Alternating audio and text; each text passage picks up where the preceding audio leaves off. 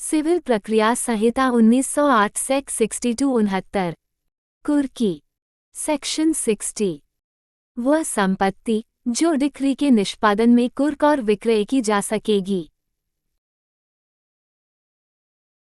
एक निम्नलिखित संपत्ति डिक्री के निष्पादन में कुर्क और विक्रय की जा सकेगी अर्थात भूमि, गृह या अन्य निर्माण, माल, धन, बैंक नोट, चेक, विनिमय पत्र, हुंडी, वचन पत्र, सरकारी प्रतिभूतियां, धन के लिए बंध पत्र या अन्य प्रतिभूतियां, ऋण, निगम अंश और उसके सिवाय जैसा इसमें इसके पश्चात वर्णित है। विक्रय की जा सकने वाली अन्य ऐसी सभी जंगम या स्थावर संपत्ति जो निर्णीत ऋणी की है या जिस पर या जिसके लाभों पर वह ऐसी व्ययन शक्ति रखता है जिसे वह अपने फायदे के लिए प्रयोग कर सकता हो, चाहे वह निर्णीत ऋणी के नाम में धारित हो या किसी अन्य व्यक्ति द्वारा उसके लिए न्यास में या उसकी ओर से धारित हो। परंतु निम्नलिखित विशिष्ट वस्तुएं ऐसे कुर्क और विक्रय नहीं की जा सकेंगी अर्थात क निर्णीत ऋणी, उसकी पत्नी और उसके बच्चों के पहनने के आवश्यक वस्त्र, भोजन पकाने के बर्तन, चारपाई और बिछौने और ऐसे निजी आभूषण जिन्हें कोई स्त्री धार्मिक प्रथा के अनुसार अपने से अलग नहीं कर सकती। ख शिल्पी के औजार, और जहाँ निर्णीत ऋणी कृषक है वहाँ उसके खेती के उपकरण और ऐसे पशु और बीज जो न्यायालय की राय में उसे वैसी हैसियत में अपनी जीविका का उपार्जन करने के लिए समर्थ बनाने के लिए आवश्यक है, और कृषि उपज का या कृषि उपज के किसी वर्ग का ऐसा भाग जो ठीक अगली धारा के उपबंधों के अधीन दायित्व से मुक्त घोषित कर दिया गया है।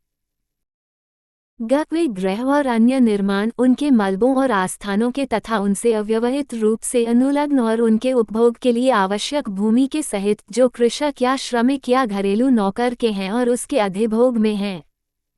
घ लेखा बहियां नुकसानी के लिए वाद लाने का अधिकार मात्र। च वैयक्तिक सेवा कराने का कोई अधिकार।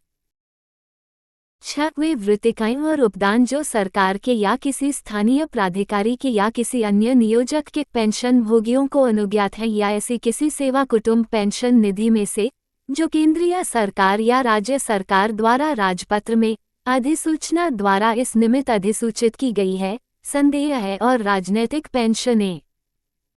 जब श्रमिकों और घरेलू नौकरों की मजदूरी चाहे वह धन में या वस्तु के रूप में संदेय हो।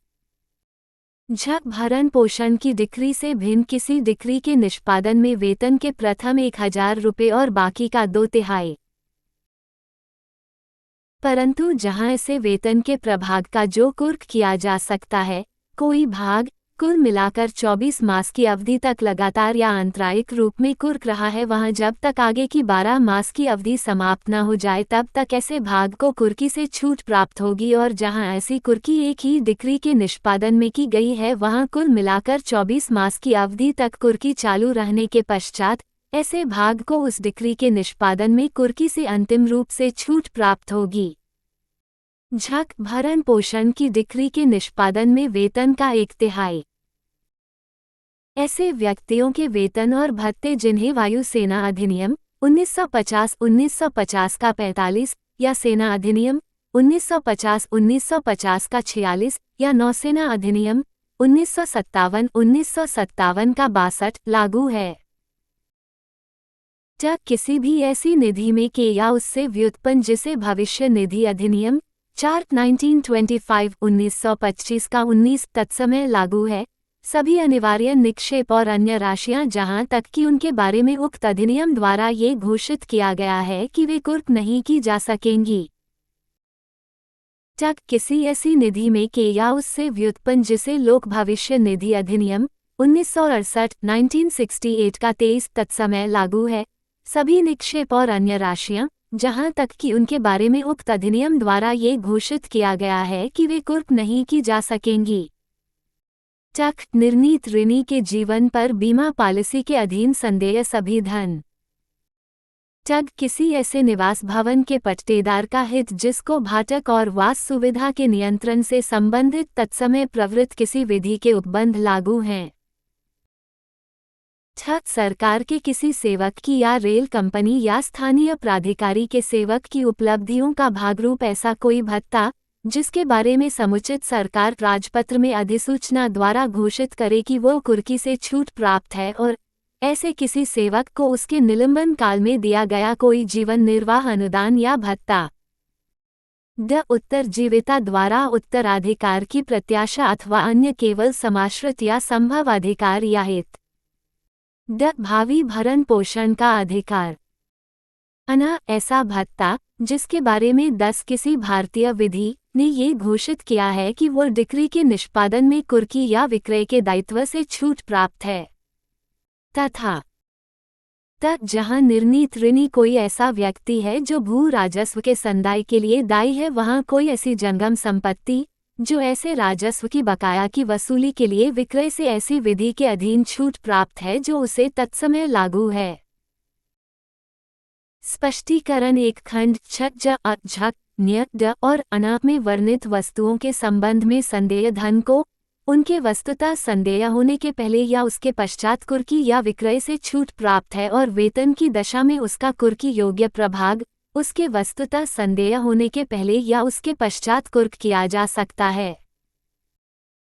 स्पष्टीकरण 2 खंड झ और झ में वेतन में से ऐसे भत्तों को छोड़कर जो खंड छ के उपबंधों के अधीन कुर्की से छूट प्राप्त घोषित किए गए हैं, वे समस्त मासिक उपलब्धियां अभिप्रेत हैं जो किसी व्यक्ति को उसके नियोजन से, चाहे वह कर्तव्यारूढ़ हो या छुट्टी पर हो, व्युत्पन्न होती है। स्पष्टीकरण 3 खंड छ में समुचित सरकार से अभिप्रेत है केंद्रीय सरकार की सेवा में किसी व्यक्ति अथवा रेल प्रशासन के या छावनी प्राधिकारी के या महापत्तन के पत्तन प्राधिकारी के किसी सेवक के बारे में केंद्रीय सरकार। सरकार के किसी अन्य सेवक या किसी अन्य स्थानीय प्राधिकारी के सेवक के बारे में राज्य सरकार। स्पष्टीकरण 4 इस परंतुक के प्रयोजनों के लिए मजदूरी के अंतर्गत बोनस है और श्रमिक के अंतर्गत कुशल, अकुशल या अर्धकुशल श्रमिक है। स्पष्टीकरण 5 इस परंतुक के प्रयोजनों के लिए कृषक से ऐसा व्यक्ति अभिप्रेत है जो स्वयं खेती करता है और जो अपनी जीविका के लिए मुख्यतः कृषि भूमि की आय पर निर्भर है, चाहे स्वामी के रूप में या अभिधारी, भागीदार या कृषि श्रमिक के रूप में। स्पष्टीकरण 6 स्पष्टीकरण 5 के प्रयोजनों के लिए कोई कृषक स्वयं खेती करने वाला समझा जाएगा यदि वह क अपने श्रम द्वारा अथवा ख अपने कुटुंब के किसी सदस्य के श्रम द्वारा अथवा ग नकद या वस्तु के रूप में जो उपज का अंश न हो या दोनों में संदेय मजदूरियों पर सेवकों या श्रमिक द्वारा खेती करता है। एक का तत्समय प्रवृत्त किसी अन्य विधि में किसी बात के होते हुए भी वह करार जिसके द्वारा वह व्यक्ति इस धारा के अधीन छूट के फायदे का अधित्यजन करने का करार करता है, शून्य होगा। 2 इस धारा की किसी भी बात के बारे में यह नहीं समझा जाएगा कि वह किन्हीं ऐसे गृहों या अन्य निर्माणों को उनके मलबों और आस्थानों के तथा उनसे अव्यवहित रूप से अनुलग्न और उनके उपभोग के लिए आवश्यक भूमि के सहित ऐसे किसी गृह, निर्माण, आस्थान या भूमि के भाटक के लिए डिक्रियों के निष्पादन में कुर्की या विक्रय से छूट देती है। सेक्शन 61 कृषि उपज को भागता छूट। राज्य सरकार राजपत्र में प्रकाशित साधारण या विशेष आदेश द्वारा ये घोषणा कर सकेगी कि कृषि उपज या कृषि के किसी वर्ग के ऐसे प्रभाग को जिसकी बाबत राज्य सरकार को ये प्रतीत होता है कि वो उस आगामी फसल तक उस भूमि पर सम्यक खेती करने के लिए तथा निर्णीत ऋणी और उसके कुटुंब के निर्वाह के लिए उपबंध करने के प्रयोजन के लिए आवश्यक है, सभी कृषकों या कृषकों के किसी वर्ग की दशा में डिक्री के निष्पादन में कुर्की या विक्रय के दायित्व से छूट होगी।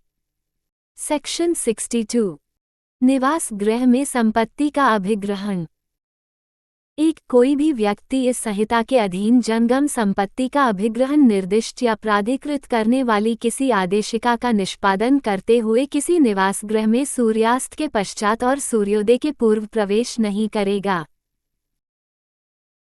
2 निवास गृह का कोई भी बाहरी द्वार तब तक तोड़कर नहीं खोला जाएगा जब तक कि ऐसा निवास गृह निर्णीत ऋणी के अधिभोग में न हो और वह उस तक पहुँच होने देने से मना न करता हो या पहुँच होने देना किसी भांति निवारित न करता हो किंतु जबकि ऐसी किसी आदेशिका का निष्पादन करने वाले व्यक्ति ने किसी निवास गृह में सम्यक रूप से प्रवेश कर लिया है, तब वह किसी ऐसे कमरे का द्वार तोड़ सकेगा जिसके बारे में उसे यह विश्वास करने का कारण है कि उसमें ऐसी कोई संपत्ति है।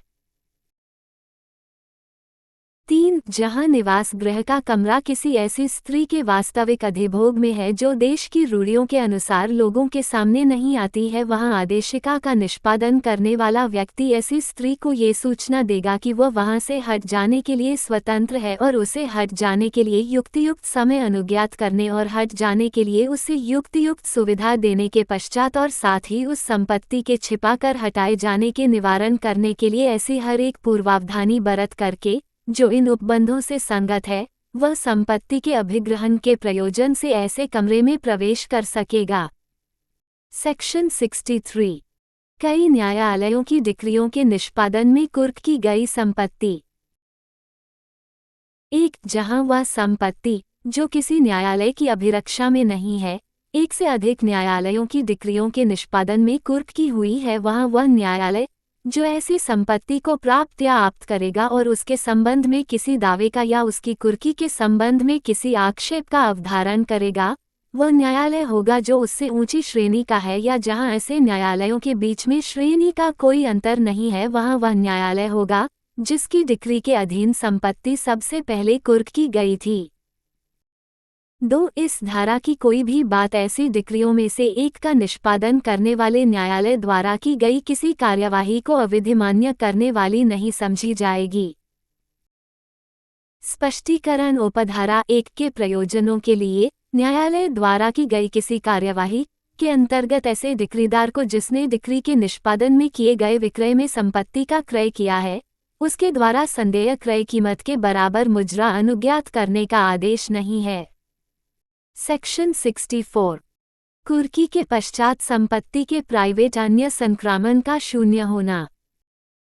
1. जहां कुर्की की जा चुकी है वहां कुर्क की गई संपत्ति या उसमें के किसी हित का ऐसी कुर्की के प्रतिकूल प्राइवेट अंतरण या परिधान और किसी ऋण, लाभांश या अन्य धन का ऐसी कुर्की के प्रतिकूल निर्णीत ऋणी को संदाय कुर्की के अधीन प्रवर्तनीय सभी दावों के मुकाबले में शून्य होगा। 2. इस धारा की कोई बात कुर्क की गई संपत्ति या उसमें किसी हित के किसी ऐसे प्राइवेट अंतरण या परिधान को लागू नहीं होगी जो कुर्की से पहले ऐसे अंतरण या परिधान की संविदा के अनुसरण में किया गया हो और रजिस्ट्रीकृत हो। स्पष्टीकरण। इस धारा के प्रयोजनों के लिए कुर्की के अधीन प्रवर्तनीय सभी दावों के अंतर्गत आस्तियों के आनुपातिक वितरण के दावे भी हैं। विक्रय। सेक्शन 65। क्रेता का हक। जहां किसी डिक्री के निष्पादन में स्थावर संपत्ति का विक्रय किया गया है और ऐसा विक्रय आत्यंतिक हो गया है, वहां यह समझा जाएगा कि संपत्ति उस समय से जब उसका विक्रय किया गया है, न कि उस समय से जब विक्रय आत्यंतिक हुआ है, क्रेता में निहित हो गई है। सेक्शन 67। धन के संदाय की डिक्रियों के निष्पादन में भूमि के विक्रय के बारे में नियम बनाने की राज्य सरकार की शक्ति। 1. राज्य सरकार किसी भी स्थानीय क्षेत्र के लिए ऐसे नियम जो धन के संदाय की डिक्रियों के निष्पादन में भूमि में के हितों के किसी वर्ग के विक्रय की बाबत शर्त अधिरोपित करते हों, राजपत्र में अधिसूचना द्वारा बना सकेगी यदि ऐसे हित इतने अनिश्चित या अनवधारित हों कि उनका मूल्य नियत करना राज्य सरकार की राय में असंभव हो। 2. यदि उस तारीख को जिस तारीख को ये संहिता किसी स्थानीय क्षेत्र में प्रवर्तन में आई थी, डिक्रियों के निष्पादन में भूमि के विक्रय के बारे में कोई विशेष नियम वहां प्रवृत्त थे, तो राज्य सरकार राजपत्र में अधिसूचना द्वारा ऐसे नियमों के बारे में ये घोषित कर सकेगी कि वे प्रवृत्त हैं या तारांकन वैसे ही अधिसूचना द्वारा उन्हें उपांतरित कर सकेगी। ऐसे चालू रखे गए या ऐसे उपांतरित नियम इस उपधारा द्वारा प्रदत्त शक्तियों के प्रयोग में निकाली गई हर अधिसूचना में उपवर्णित होंगे। 3. इस धारा के अधीन बनाया गया प्रत्येक नियम बनाए जाने के पश्चात यथाशीघ्र राज्य विधान मंडल के समक्ष रखा जाएगा। स्थावर संपत्ति के विरुद्ध डिक्रियों का निष्पादन करने की शक्ति का कलेक्टर को प्रत्यायोजन। सेक्शन 68-72। सिविल प्रक्रिया संहिता संशोधन अधिनियम 1956 का 66 की धारा 7 द्वारा निरसित